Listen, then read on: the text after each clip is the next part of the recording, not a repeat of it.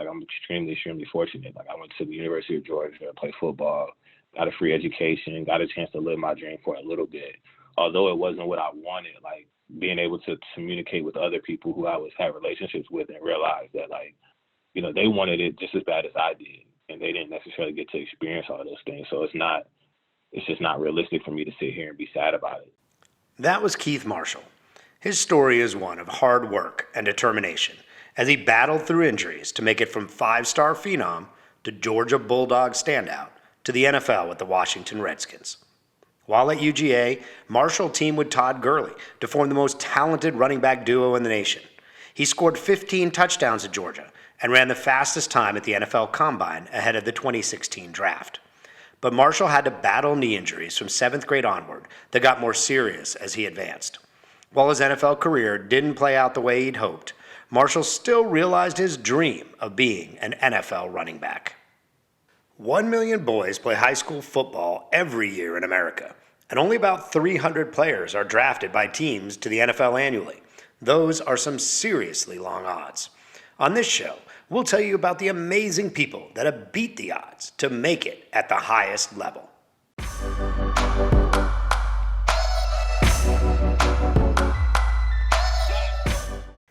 Keith Marshall was born in 1994 in North Carolina.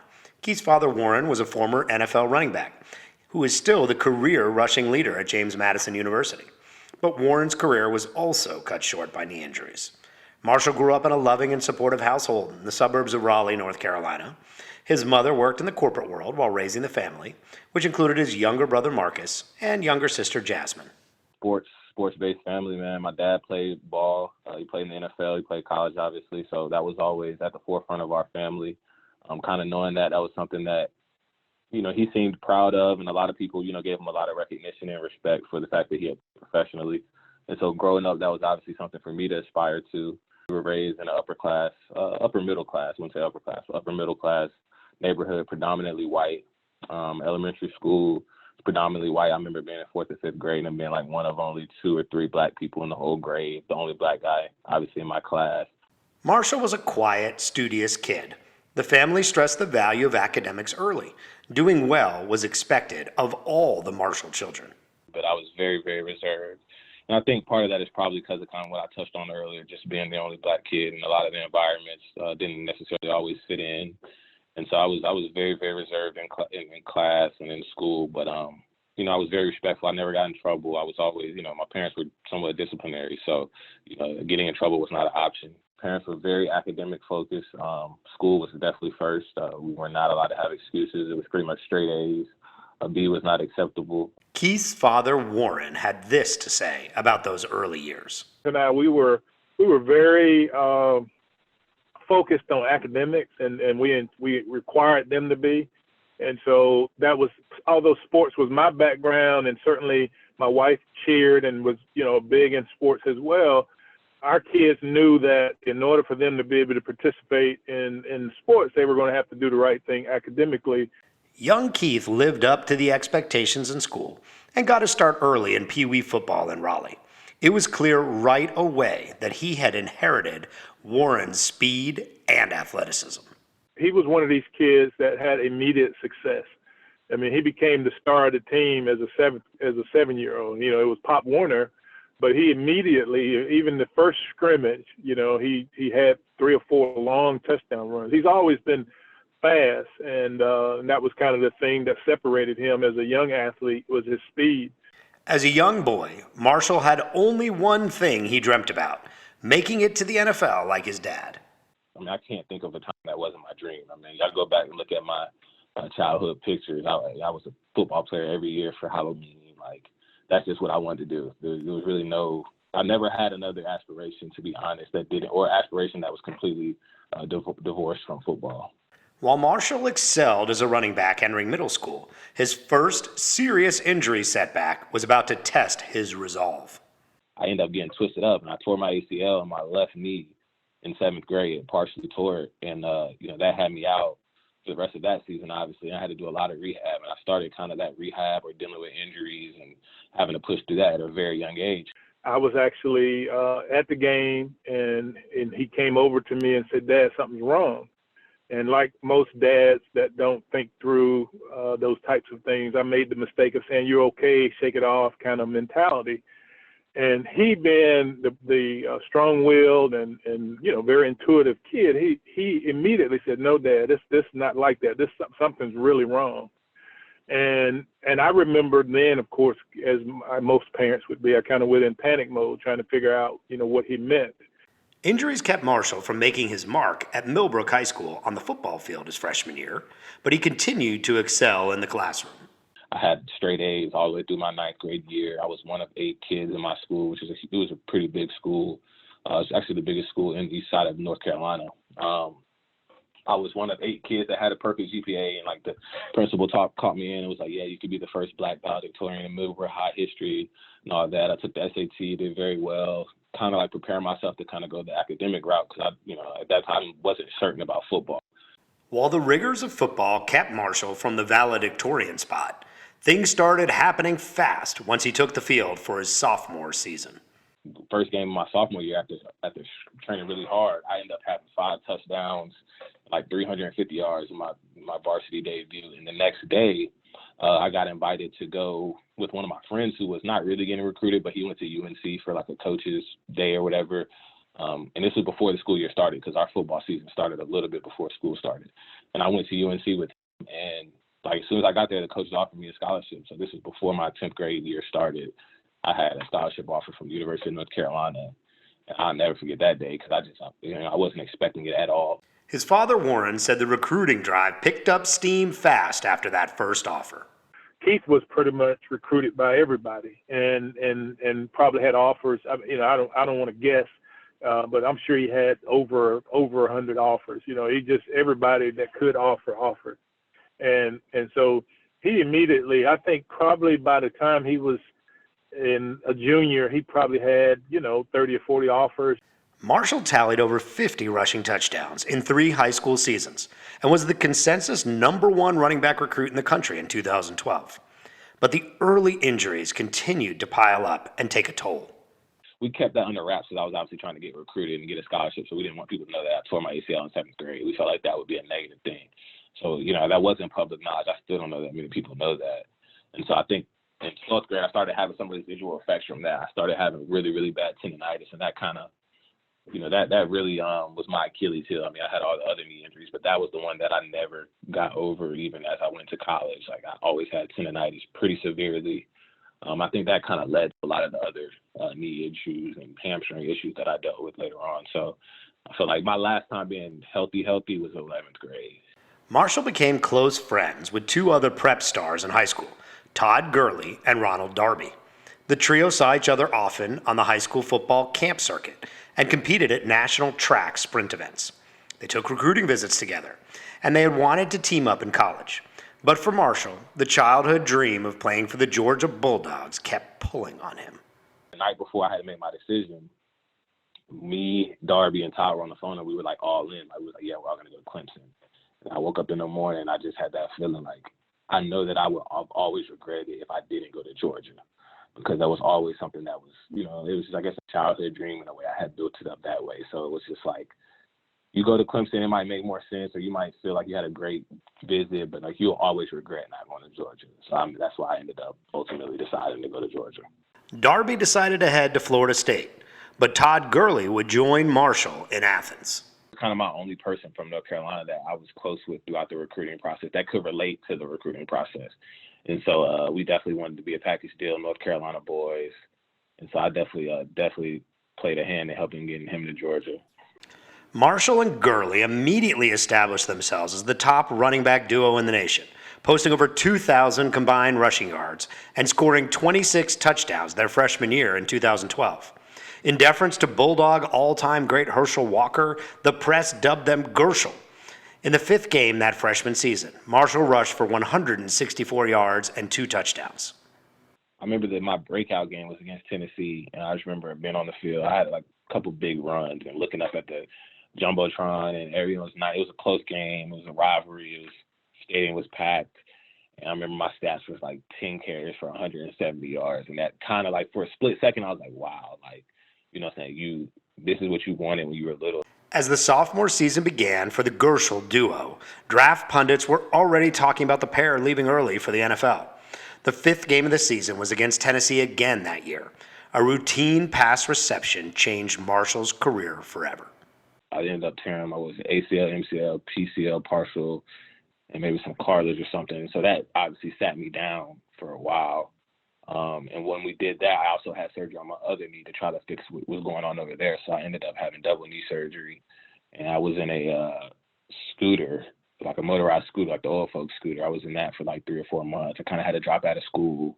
And so that was kind of a wake-up call in its own sense. Marshall rehabbed and was ready to attack the game again his junior year.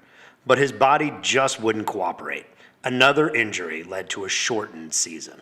I wasn't myself, really. And I got way too big. I ended up losing that weight, but I gained so much weight when I was rehabbing. Like I got to like 235 because I was just lifting. By the time I was back playing, I was probably 220. You don't need to be that big coming off a knee injury, at least for me.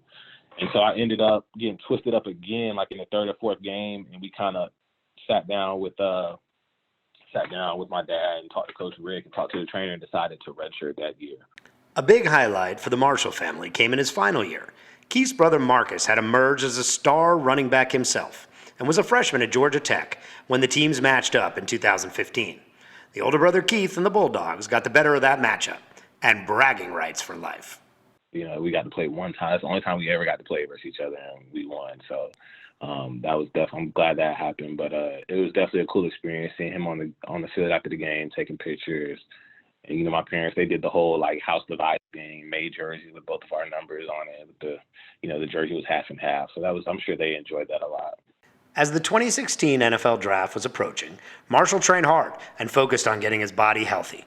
However, the injury bug just wouldn't leave him alone. Marshall still showed NFL execs what he was capable of at the Combine. I pulled my hamstring 3 weeks before the Combine, and I didn't get to train up until, I didn't run again up until the Combine. So I was very nervous because I knew it was a lot on the line for me, just having all the injuries in college, kind of having that, okay, this guy's good, but he's been injured. And so I wanted to go out there and prove that I was healthy and that I could still run and that I could still cut and do all the things I need to do. And so I had a very good showing at the Combine. I said I won the money for the fastest. I was the strongest running back. Even with that great Combine performance, the NFL Draft was still filled with uncertainty for Marshall. Teams loved his speed and saw what he did when healthy at UGA, but durability questions remained. His father had this to say. I think the whole process was probably, mixed emotions because we knew based on, projections and so forth that he was probably going to be a late round draft pick or a free agent is what we were told by his agent. And there were some that had him projected as high as the third or fourth round. But based on injury history and some of the other things, we were at home and it got to be frustrating as the rounds went by because I think in his mind as a young kid, he had envisioned being somebody that would go off the board much earlier than he did. And I think he would have for sure had he not had some of the other issues. But I think that was an extremely frustrating day for him initially. In the 7th and final round of the draft, Marshall got the call he had been dreaming about since he was a second-grade Pee Wee star. I eventually got that call from Washington. It was, I was thankful to be able to say that I got drafted, but kind of with, my trajectory and the dreams that I had growing up and kind of where I saw myself, I definitely felt, the type of way about it. It wasn't necessarily something I was super proud of at the time, just because of where I felt like the talent I had. Marshall had a strong showing in preseason camp for the Redskins and was ready to make an impact as a rookie. But that injury bug bit him yet again. The play I got hurt on, actually, I thought I was going to score. I accelerated so fast, and the guy got me on my legs. And I tried to prop myself over my elbow, and I tore my UCL, hyperextended it, tore my tricep muscle. And so that ended that season very early. Marshall rehabbed and bounced back from the elbow injury and was ready for training camp his second season with the Redskins. I was definitely fighting to make the team my second year. But I felt like I had a very, very strong showing the first few days. And then, the first day, I think we were doing a scrimmage, man. I broke loose. Really, I broke loose about to go score and, made my last cut, got kind of twisted. And my right knee just popped. And, my kneecap was in my thigh. I knew immediately. Just because I had tendonitis in both my knees for so long, I knew immediately what it was. Marshall considered a third try with the Redskins, but eventually accepted that it wouldn't be possible. I'm done with football. Like, I had enough of it. Like, I'm tired of getting hurt, rehabbing. And the patella is definitely the worst thing you can do, maybe except for Achilles. For a running back, patella tendon, that's the worst thing that could happen. And that happening on the knee where I already had, 3 ligament major surgery in college. Marshall knows that the game took a heavy toll on his body that he will have to contend with the rest of his life. Like, my elbow is jacked up. I need to probably have surgery on my elbow. And then last year, at the end of the year, I was having some cartilage stuff that had scar tissue that had broken off in my right knee. So I had to have surgery on that. And right now, it's like I can walk around and stuff, but like I can't go play a pickup basketball game or anything like that. Like, and hopefully it gets better. And I'm trying to like eat healthy and do things to kind of get my body back under me. After officially retiring following the 2017 season, Marshall started working on the next phase of his life without football. Always a strong student, Marshall explored a few startup ideas and is now preparing to enroll in a top 25 MBA program this fall. So I started developing that idea. An idea really was surrounded around trying to support local nonprofits through athletics. And I spent some time ATDC. I went through customer discovery. I did a number of interviews and really gotten back to that, trying to explore my curiosity intellectually and figure out what I'm going to do to kind of do something positive for the world, but also support my family and that type of stuff. So that's kind of where I am now. As Marshall reflects on his football journey, the evolving landscape around compensation for college athletes is a topic he believes in. Marshall thinks that college athletes should be paid a chunk of the huge money they bring to their schools. Coaches are making $500,000. Like, our running back coach was making like $750,000 at Georgia when I was there. And I was just like, you can't tell me as an amateur if a position coach is making almost $1 million, if the head coach is making $3-4 million, if the school is profiting $180 million, whatever they make a year. Like, it's just not an amateur sport. So it's ridiculous to me that the kids can't get compensated. The idea that it's not a job is absolutely asinine. Like, this, like I just couldn't imagine anybody that's actually been through it coming to me and saying it's not a job. Marshall has an amazing attitude about the ups and downs of his football experience. His father had this to say. Anytime you get this childhood dream that you get so close to that you can taste it and really touch it, in his case, it makes it harder. It's kind of that old saying, is it better to have had or not had and then to lose? And I think for him, he was so close to it and had such high trajectory that I think that made it even more frustrating. But I think overall he seems to have been able to turn it into a positive, and that's what's important. We asked Marshall for his closing thoughts on how he beat the odds to make it to the NFL. He spoke about the hard work, determination, and grit that was required to battle back from injury time and time again. He summed it up this way.